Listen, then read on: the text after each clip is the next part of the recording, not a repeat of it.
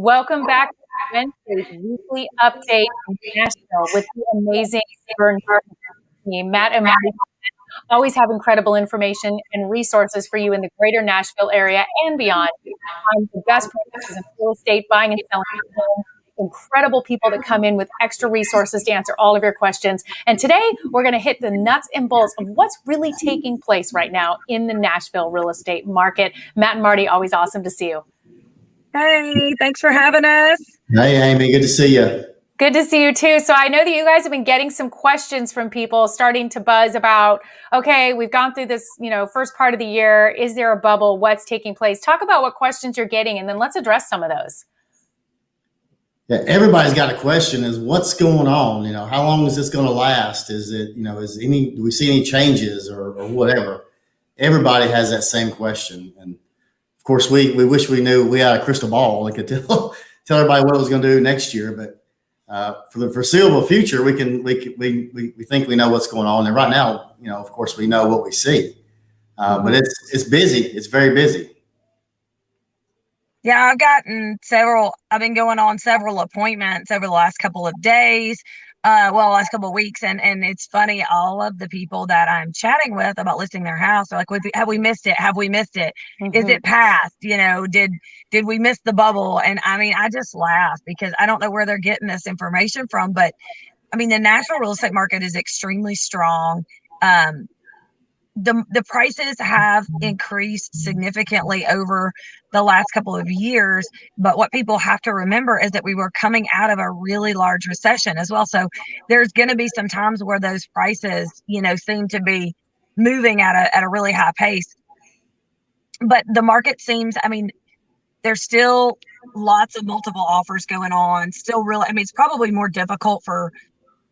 a lot more difficult for buyers right now than sellers, but we're winning deals for our clients. You're having to be pretty strategic, and planning is key. But I don't think that one of the big questions I'm getting is, did we miss it? No, you didn't miss anything. The party is still here in Nashville. It's not going anywhere. It's a great time to list your house. Like, inventory is still low, and there's still people looking for houses, and it seems to be across the board. What do you see as it's going into the summer season? Is that traditionally going to get busier for you guys and for people wanting to list? What do you advise the sellers right now going into the summer season? Then I want to talk about buyers as well. Yeah. So as far as the sellers, if you're considering selling, then, reach out to Marty, now, even if it's 3 months from now, just to be prepared of what that looks like and do the things to get ready. We do expect to see more existing homes coming on the market slowly over the year. That's what I'm expecting anyway. We'll see.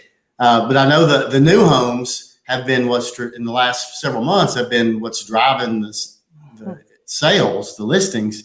But what we're seeing in new construction right now is we're having a hard time finding materials. Lumber prices have gone way up. That's another question everybody asks. Wow. What's lumber going to do? I don't know. It just keeps going up. The materials are going up and they're getting harder to get. We have to order stuff, 4 months in advance, where we used to have to order it 3 weeks in advance. And so that's slowing our construction time down for all builders, which is just going to hurt the inventory supply. Mm-hmm. Mm-hmm. And there's several builders that have put holds on taking contracts and things like that, just until they can get a handle on materials and what's happening. But for sellers right now, it is a great market. There are still things that you can do as a seller to maximize your profits. I was talking to a seller yesterday, and I was like, look, somebody interviewed agents, and I was like, look, any of the agents that came into this house could put a sign in there tomorrow and it would be gone. I was like, the question is, how much money are you willing to leave on the table?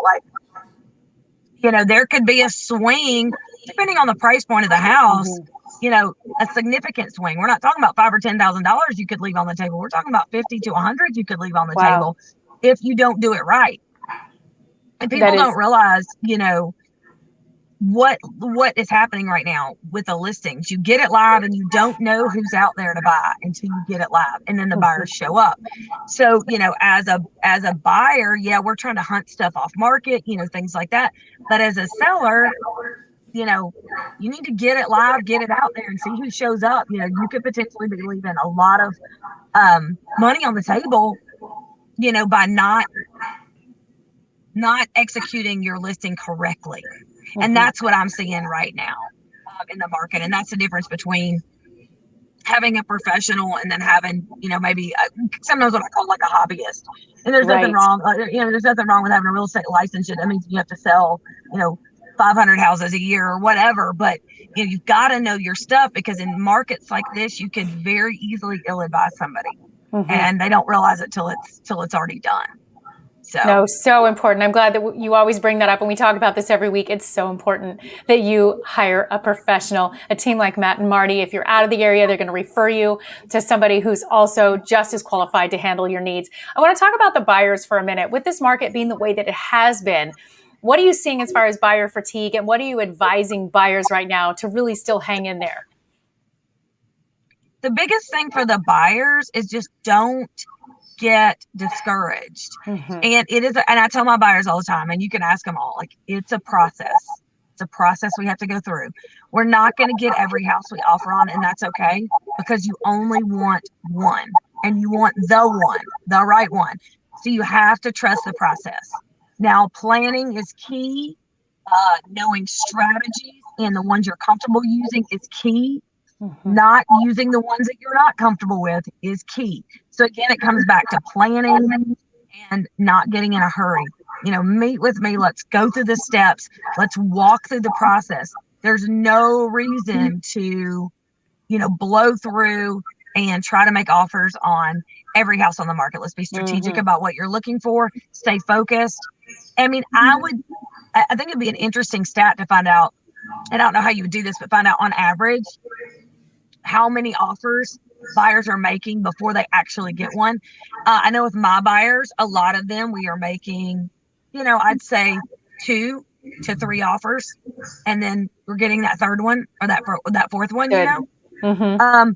But with each one, the buyer learns a little something new about their comfort level with the offers and that sort of thing. And then ultimately the house we end up with is the one. And that's so exciting. And when we nail the one, they're like, oh, I'm so glad I didn't get those other 2.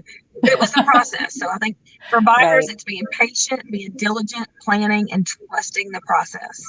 You got to let go of the outcome and just trust the process. That's good advice. Matt, do you have any last advice? No, I agree with what Marty said. I mean, it is a process, and just going about it strategically is just the best way, and to not get frustrated. You know, and they will learn. The buyers are learning that it is a crazy market. You know, and sometimes, you know, you got to go through a couple of offers to really see that. It's the same thing when the market switches with sellers. You know, and it's a buyer's market. Sellers got to realize you're not going to get the sun, moon, and the stars. You know, this time you might have to give it, you know, to get the house sold. And we've been in those markets as well, and those will come back. I mean, this too shall pass. It will shift back the other direction. It always does. Right. So even with sellers, sometimes they miss a handful of offers because, you know, they haven't gotten in the mode of what it's going to take to get the house, you know, to get the house sold. So, I mean, that's, you know, people think about that now, and that's been so long ago, but, you know, it'll circulate back around as well. Well, I love the advice you guys have given on both sides, is that walking that process, whether you're the seller as well, walking that process, being prepared, starting ahead of time, being prepared so that you're selling and getting the most dollar, like you're saying. Don't leave the money on the table. And for the buyers, walking the process, be patient. The right house is out there for you. And this is why we say, please use the professionals. Call Matt and Marty. You can reach them. Their numbers are right here. You can reach me. I will get you in touch. Ask the right questions ahead of time. And that way you're ready for either side of this. Thank you both so much for always giving great advice. Thanks, Amy. Appreciate you. See you next week. Amy. We'll see you.